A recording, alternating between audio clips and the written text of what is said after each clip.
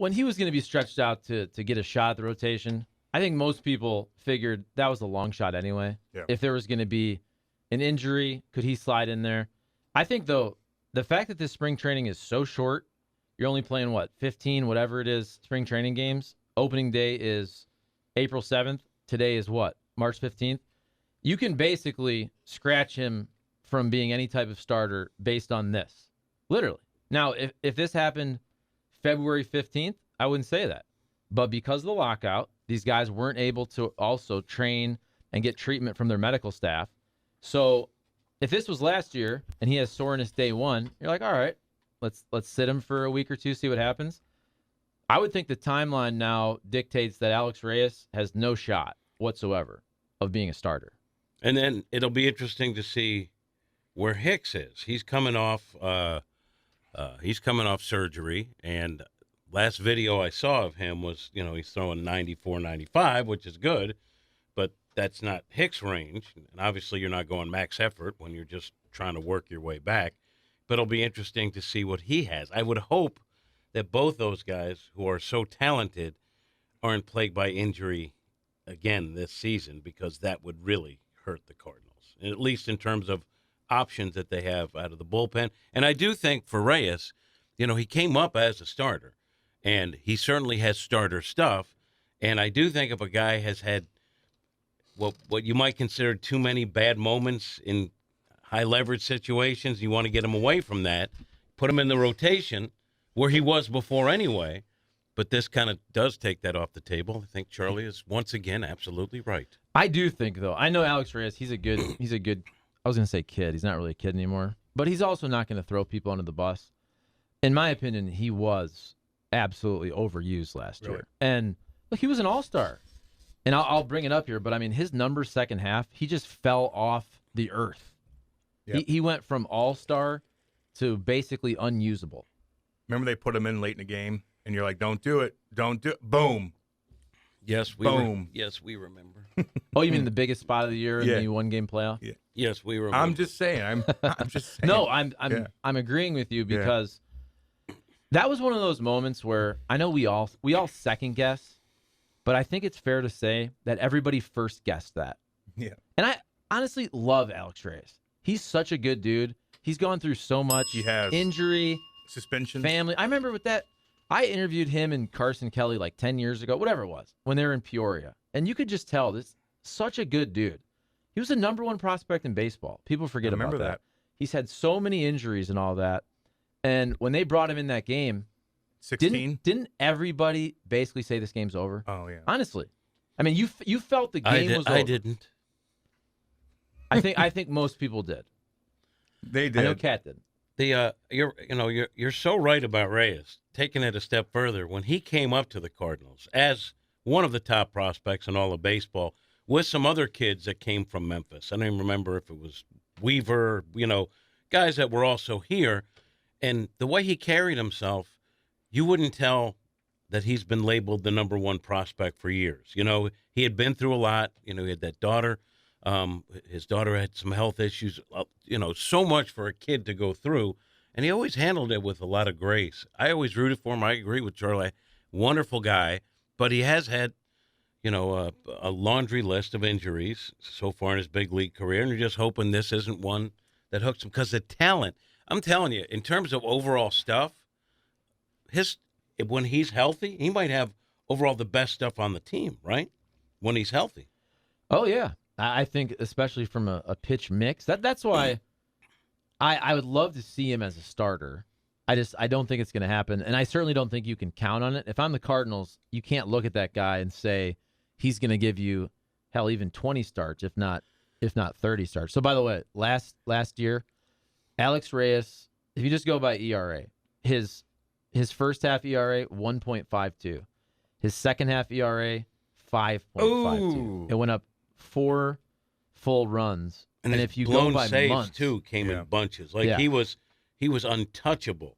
Hadn't blown more than one save through the bulk of the first half, and then right at the tail end, got away from him a little. Remember, his numbers kind of went up right before the All-Star game, and then they tried in the second half to get him right back on the horse, and it didn't work. And then so they kind of took him out of some high leverage things to get him. That worked for a little while, and then they put him back in high leverage, and it didn't work out. So maybe the best solution would be as a starter, but you got to be able to hold up as a starter. I remember in 2016 when he came to the scene. Remember he came out like it was pretty cool to see him walking out, and I think he had a great outing. But I remember that he was so hyped up, and then he finally gets out there and he throws heat. Remember they were in a tough cool. spot against the Cubs. There might have been at Wrigley. I don't remember. He gets a start. Like they and he pitched really well. Like they threw him right into the fire, and he accepted it and performed well. Told you something about What it. about the Ghost Runner situation there, Hate it. Jimmy? I like your little tweet last night with Ghostbusters, one of my favorite movies ever. Just wish MLB would call him. And look, and apparently this is something the players' union now is tossing around. I don't want 19 teams in the postseason. You know, like during the pandemic and during when baseball was just getting back on its feet, you did things. You had 7-inning doubleheader. I get it. You have a ghost runner. I get it. You're just trying to get through the games, keep everyone as safe as possible. I get all that. But putting a ghost runner on is, to me, silly. It's almost like waving the white flag. And it does dawn on me, and maybe Charlie's different or Nate or Seth. I get that change can be a good thing. I get it. And I know you have to either change or become extinct in some fashion, right? But I think you can change too much. And I think baseball, with its preoccupation that the game is a terrible product, is going to change things too much where the original game that people still love is not recognizable. I don't need a ghost runner on. What, you're afraid to play extra innings? And to me as a media guy, you're telling me it's a doubleheader today and there's 7 innings? I get to go home quick? Yeah. Fine, but that's not good for the game. I hear you. You're going to tell me that there's going to be extra innings that aren't going to go, beyond 1 or 2 because you got a ghost runner and I get to go home? Great. I don't think it's good for the game. I look at the ghost runner like the 4-on-4 overtime in hockey.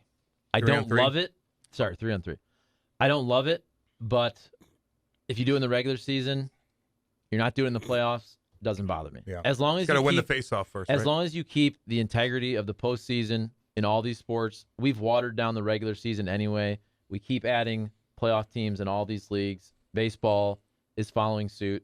And I think if I'm the players, I know a lot of players don't like this, but if you're basically saying we only get 13 pitchers per roster now, I mean, baseball is all about usage.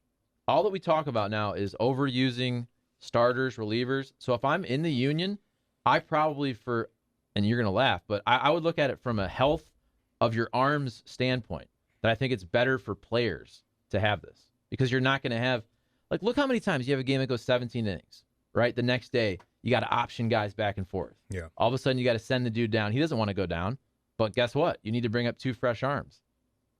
And you have less options this year. That's another thing. You can only option guys 5 Let's times. just make it fun. And I'm not saying that's your point, so don't get mad. But let's just make it 5-inning games. 1 inning. And then we'll flip a coin at the end. Like I understand what you're saying. That's very similar to what they're doing. I'm not saying that it's off, but I do think that there's some. Hey, it's easier. That's less wear and tear. Well, it's not the game. I get it. It is now. Add some guys to the roster. I don't know. I agree with that. But I mean, Owners don't want to the do shuttle that. thing at some point, if you're playing a lot of extra inning games, becomes ridiculous. It's and players. Granted, you want to be a major leaguer, so you're going to do whatever it takes. I mean, I remember like with Brebbia. I mean, he would have a little bag with fresh underwear and toothpaste in it that he would take before he eventually found his spot with the Cardinals. By the way, miss him. He would be a great guest to have, like, if there was like a Brebbia on the team. We could still have him. Yeah, I bet you'd still come on. I know, but I heard he I was want a pretty cool. Cardinal. I don't mean like, Nate, what are you thinking about the ghost? Well, it's horrible. I mean, and I actually agree with Jimmy here. It's like, why not just play a 5-inning game? And you gotta, I guess you gotta toe a fine line here when you start talking about the game going soft, because the easy comeback is, oh, shut up, you don't play. We're professional athletes. It's 162 games. We're playing our ass off. You just sit there and enjoy the game, okay? And I get that. But the problem is that there's a precedent that's been set. There's a legacy of great players who have donned these uniforms and taken these fields and walked between those white lines, who never once bitched about having to go play extra innings or having to throw more than 100 pitches. We're making as playing much money. and they didn't make that kind of money. They had jobs in the offseason that they had to get to. And I know that, like, a lot of people are probably rolling their eyes like, oh, here he goes again, the 65-year-old man. But in reality, it's symbolic, I think, of a lot of criticism that this generation faces, and that is just the softness. It's the constant, we can't do it because we just don't want to. We just can't. See, Player safety. Yeah, it's like I But get they what are you're paying saying. him a lot It's of about money. money. though. It has nothing to do with softness. It's all about money. It's all about protecting assets. And it's it's all not- about protecting $1 million contracts. And it's not the Multi- players, too. You know, so like, where's the studies that guys get hurt when you play extra inning games? Anybody find that? Well, in terms of usage, Oh, so usage is now a defined. absolutely. We know that. I mean, the Cardinals have numbers on how many pitches you throw each start. They try to keep your pitch count low in a 3-start range, basically. They don't want you to throw too many pitches in basically 3 consecutive starts. In terms of usage, they track the pitches you throw in the bullpen. They I'm track aware how they- many times you're up and down. I'm So, aware I mean, they track it. I don't know if there's any tangible evidence that comes out of those numbers that suggests that every single player is going to have a uniformed number that they get to where they blow a ligament out. so Right. Every body is different. But I think it's pretty fair to say across baseball, if your pitchers, especially relievers, if your relievers are up there in appearances and up there in innings pitched, that's now they're bulldogs, and some guys never get hurt. Everybody's different. But managers and front offices, that's not a good thing. Like, I'm telling you, Agreed. when your relievers lead the league in appearances, like, we could only look at Kevin Segrist. I don't go to the Seth Maness thing because I think some people thought Seth Maness was the second coming. If I'm Seth Maness, I'm happy to be in the big leagues for 3-4 years and pitch it all. But he there's was a a lot ground of ball relievers. machine. How dare you? Right, but I'm saying, like, Alex Reyes. My boy. Alex Reyes last year, you basically had to use the law firm of Genesis Cabrera, Gio Gallegos, and Alex Reyes in almost every single win.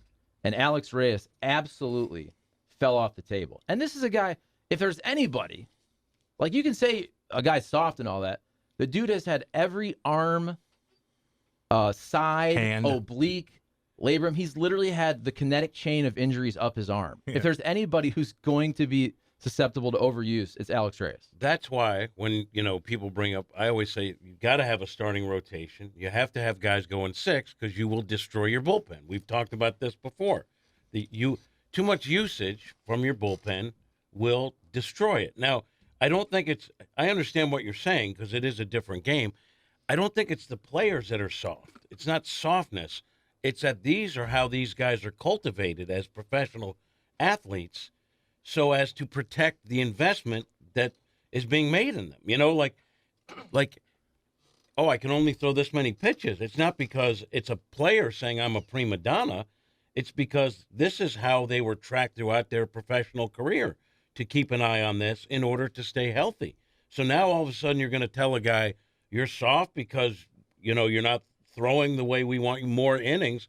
This is the way they were trained by the organization. Yeah, I don't know if I was necessarily saying that players are soft. I'm just saying the game is adopting this soft mindset of we've got to do it this way because everybody else is doing it this way, and we're going to have. It's not soft. It's trying to protect your assets. But I there's believe. no.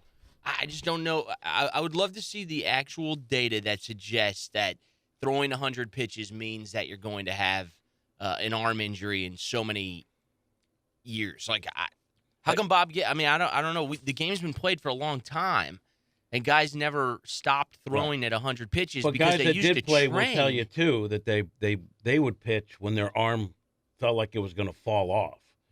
There's stories now. Sandy Koufax is basically did. But Yeah. Brad Thompson pitched when his arm killed because he wanted to stay in the big leagues. Joe Kelly's another guy. When he was a Cardinal, he had he had shoulder surgery before last season. The first time he was pain free. He didn't tell him because then he wouldn't pitch and he wouldn't be in the big leagues. Like, that's how it was back then. It's a little different now, though it still goes on. And if you're a high dollar pitcher and a team is paying you millions of dollars Yeah. and you have a tug in your shoulder, you're going to tell someone, because if you self-diagnose and it doesn't work out, you're costing maybe yourself down the road, but also the team an awful lot of money. It's just a different world. Even NHL takes mandatory new CBA rules, 4 days off no matter what, a month, which is, so like they're going in that direction too. No matter if the boys lose to Ottawa 10-0 at home, they're getting that day off the next day if it's scheduled in their schedule. It's all pre-scheduled anyway. So, and baseball has also changed, especially from a pitching standpoint. It's all velocity. It is all velocity now. Back in the day, now you could even go before the advent of Tommy John. You had dudes who blew out their arm. They knew it. There was no surgery to fix that. They became junk ballers. They became spitballing knuckleballers, right? The bullpens used to have like a legit 100-mile-an-hour closer, and your middle relievers used to be failed starters. They used to be 31-year-old dudes. You looked at them, they looked like you'd see them at the grocery store. Yeah. And they were throwing 89 to 91 and junking the ball up there. Those guys literally don't exist whatsoever. Your middle relievers now throw 97 miles an hour. The dude you bring in the fifth inning throws 98 miles an hour. Baseball was never like that. Timmy Van Gelder chimes in and goes, the problem is demanding max effort pitching. Teams used to have soft tossing lefties like Ricky Horton who could spot start or pitch to save the staff. It worked then, and it would now. They're still around. I mean, there are guys who don't throw the way they used to based on an injury, and they've had to reinvent themselves. Like a Wade LeBlanc was a guy who could spot the ball, throw strikes, had to kind of figure it out on the fly. We saw John Lester masterfully last year go from a guy who will bust you with a 96-mile-an-hour fastball inside, couldn't do it anymore, had to figure it out. It still goes on. And by the way, a lot of middle relievers are guys who wanted to start, who never came together. The difference is we just see more guys who have crazy stuff now. And back in the day, one of the differences was pitchers would start slow and not show you their good stuff till the second or third time they would put something in their pocket and use it later. Pitchers aren't that's gone. Pitchers come out of the gate throwing hard now because their thinking is if they get to me in the first, I'm gone anyway. So their max effort from the first inning on. Back in the day when the bullpen wasn't such a big part of the game as it is now specialized with guys who could bring heat coming out, guys would start the first couple innings just trying to get through, not showing you their best stuff. It was a different game. And we've talked about this before. Back in the day, if you were a high draft pick, they would probably give you 5 years in the minor leagues to become a starter. Because if they invest a first-round pick, a second-round pick, they want you to be a starter. There wasn't a lot of value in relievers. Now there's tremendous value even in middle relievers. So if you go out there and you're a failed starter your first year in the minor leagues, they're going to turn you into a reliever immediately and fast track you to the big leagues. And they're going to say, look, you throw 93, 94 as a starter, you throw 100 pitches, we're going to turn you into a one-inning reliever. Max effort, now you're throwing 98 and you need one secondary pitch. Because a lot of those guys, you need 4 pitches to be a starter. But if you have a fastball and just one, if you have a slider, if you have one secondary pitch, you can be a really good reliever for an inning. Mariano Rivera had one pitch and no one could hit it. Basically, he had one pitch. Down the pipe. Here's the thing. He had a cutter, right? That would you could never hit it. It just moves. Just breaking bats. If they just signed a new CBA and player safety is of the biggest concern, and the game has changed in the manner in which we just discussed, why are we only expanding to 26? Because you're clearly leaving. If you can only carry 13 active pitchers and 5 of them you're dedicated to a starting position, you're left with a potential 8. Those guys are going to get overused. I mean, it's inevitable. And so then you have to look at how the teams that have won divisions, like how did the Dodgers do it last year? What was their philosophy that allowed their bullpen to be so highly effective that it got them all the way back to an NLCS? You know, I mean, like a lot of those guys, it's 2 years in a row now. They've pitched deep into the postseason. Oh, I think that's like 6 years in a row. Yeah. So that's what I'm saying. Why not just add roster spots then? I promise you it's the owners. Like, the owners already have to bump up your minimum from, what was it, 570 to 700,000. Yeah. And I promise you, the owners, they don't want to add four salaries. That's adding, like, let's say it made more sense to have 16 pitchers. The owners are not going to add $3 million in salary to every single team because that's what it would be. If you had a 30-man roster, that is adding at least now $2.8 million to the roster. Yeah. So then, but to me, that gets into a debate of then how can you really argue that it's truly about protecting your assets? Well, they're bargaining. I mean, you're bargaining in the way to best protect your athletes, your assets, and also make the most amount of profit. It's not perfect. So you still want to do? You don't like the 7-inning doubleheaders there, Jim? Still, even with all this? No, it bothers me. Look, it's not going to ruin the game for me. I look. So the changes with the playoff format they made over the years, I think there's a lot of good out of that. So change can be good. I think we're overdoing it. I think we had rules for the pandemic and the season that was trying to get through it. I didn't like them then. I don't want to see them come back. And the ghost thing is just play extra innings. I get it. I get the downside. The ghost. But like I said from the beginning, which you guys were just talking about, add a couple of roster spots. I know the owners don't want to pay an extra $750,000 to two guys who are at the end of the bench or at the end of the bullpen, but I would rather see that. And I do think it's a healthy discussion to have.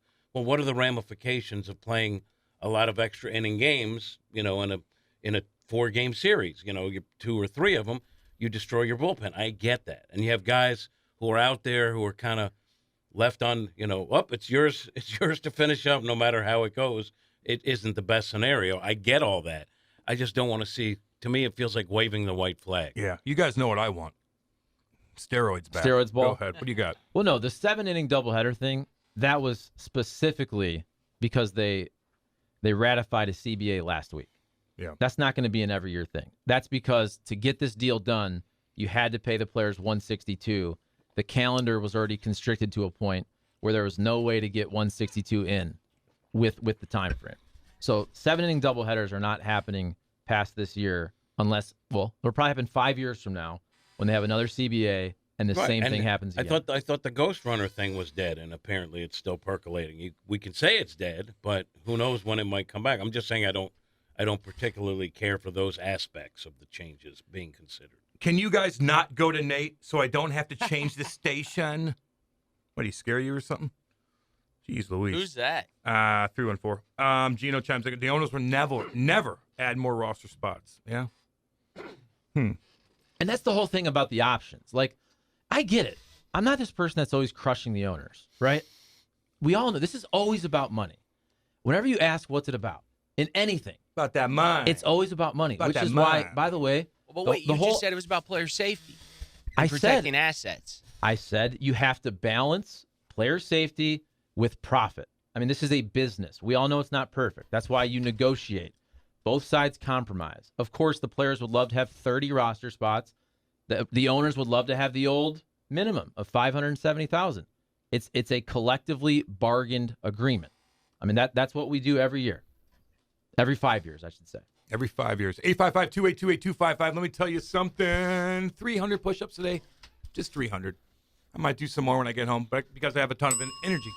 I see it, by the way. I see it. And Gotta people do think, it, baby. oh, Cam's I see it. You are doing push-ups. I feel good, man. I feel good. I give Jeff Lavecchio a little shout-out, too. He trains me over at the new Maryville Chesterfield rink. He's got a nice little setup there. He kicks my ass, but I feel good. I try to keep up with him. He does it every single day. I'm just getting back into it, but damn, I feel good. Thank you, Mentality. Thank you, Low T USA. All you got to do is walk in there.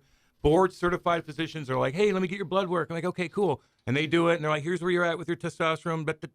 Your liver looks good. It's a little checkup, and then you decide what you want to do. It's very easy. Your insurance covers it. It's a game changer. It's a game changer at home. Trust me on that. Trust me on that. Check them out, lowtusa.com, Chesterfield, South County. Go in, get it done, get checked up, and I'm telling you, your insurance is going to take care of it.